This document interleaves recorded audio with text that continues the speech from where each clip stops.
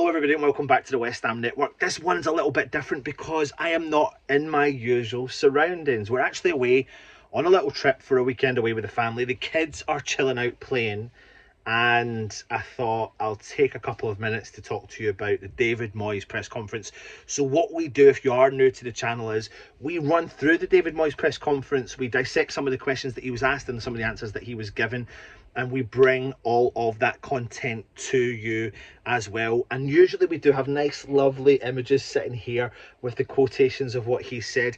However, I've not got that today, so you're just going to have to put up with a lovely picture of me wearing my West Ham top loud and proud. Anyway, let me get started. First question was on Edson Alvarez, and what David Moyes said was, we're really happy to get him through. We've worked hard all summer and hopefully they'll be like London buses now, so he expects lots more to come through the door.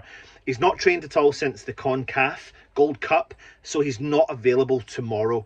James Ward-Prowse is having a medical just now. We've agreed a fee, but it's not right that I speak about him, and he's not yet our player. So the right decision on Edson Alvarez, you know, even if I really want him to play, it makes sense, because obviously you can't if you've not trained.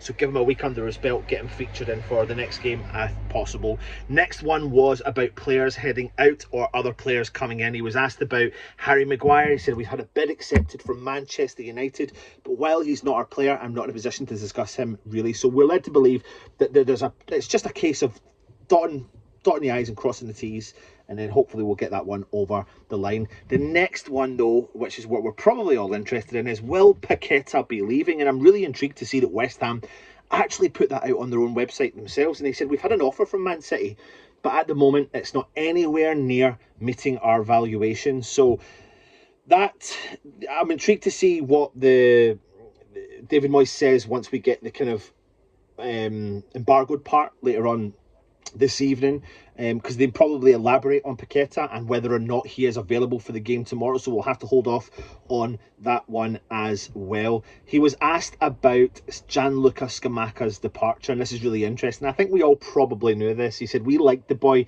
and we were disappointed it didn't work out, but he didn't want to be here. He didn't want to be in England and had all his rehabilitation in Italy when we wanted him to have it here.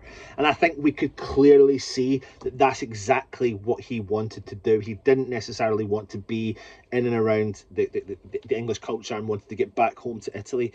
So it's a shame it didn't work out, but what will be, what will be. He then went on and spoke about Bournemouth being our opponents, our first opponents in the Premier League this season. He said they've always done well and they've had a new approach this season under Andoni Iraola. I think it's always a hard game at Bournemouth, but we've had a good win there last year and we hope we can get another one tomorrow. And if you don't remember, it was the one with the scorpion kick with Pablo Fornals. What a fantastic goal that was as well.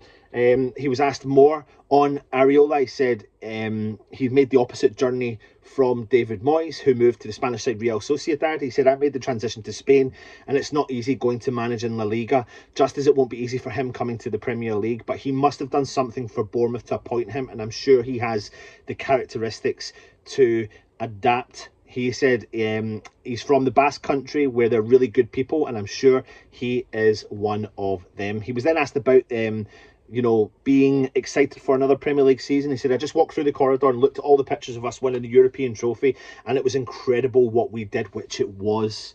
We're going into this season with a great deal of positivity. We've had a great feeling and we want to keep it. And I tell you what, that makes me feel that they're not looking at social media, because if you look at social media, you certainly don't feel positive. So just be mindful of some of the stuff that does come out and get yourself prepared for the season and get behind the team as much as you possibly can.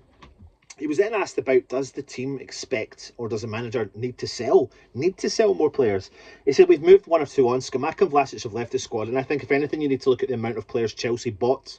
You need a number you can work with and a balance of players in each position, and all those things come into when you try to sign them. So it means that there's more intention of players coming in. I do expect potentially a couple of exits if you're talking about Antonio and Creswell, just to name a few, and we'll see what happens with Paqueta as well. But essentially, we're expecting a lot more players to come in the door.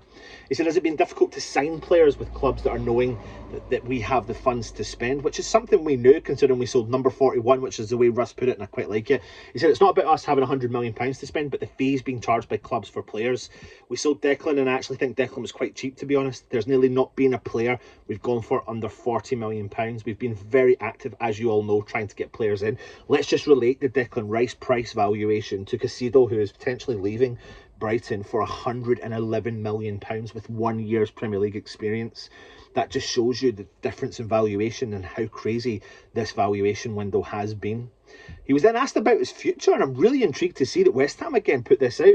And he said, considering he's only got 1 year left on his contract, and he said it's a good question, but I think the focus at present is on getting as strong a start as we possibly can. So a good answer, very politician answer, very back and forth. But we'll have to wait and see what happens, especially with the start that West Ham have got. We need to get points on the board very, very quickly.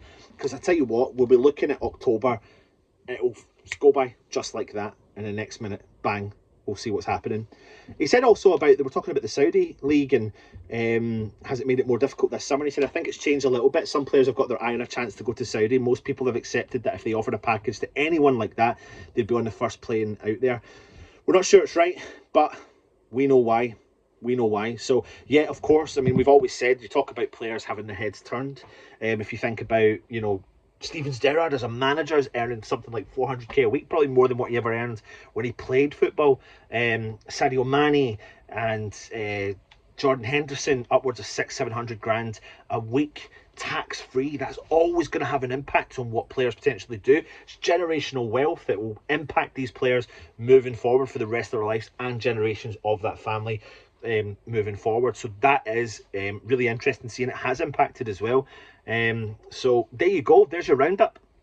Interesting talking about James Ward-Prowse. Expect him to be announced over the coming hours or days. He's doing the medical, so if the medical's completed, the paperwork's done, there'll be no problem getting that one done. The fee's agreed, so we can announce that as quickly as we possibly can. Ideally, I doubt it's going to be announced, or if it was and the paperwork was done, he's probably not available for the game tomorrow.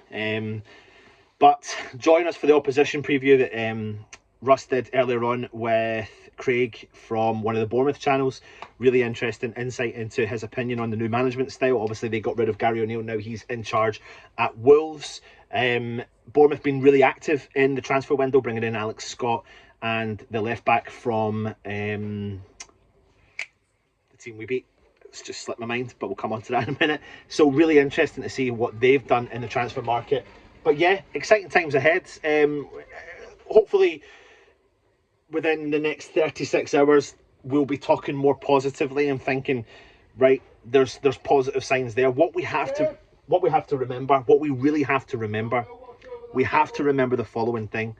If we can turn up and get something out of this game tomorrow at Bournemouth, at the Vitality, with the current squad, without bringing players in, it's a positive sign. So let's hope we can. Let's hope we can. Let's remain positive. Let's get the deed done. Let's get the deed done. We'll come back to you with much as the information as we can on the lead up to the game. So stay tuned. If you're new around here, hit the subscribe button, hit the thumbs up, leave a comment. If you're interested in becoming a channel member, hit the option to join us. Take it easy, everyone, and come on, you Irons.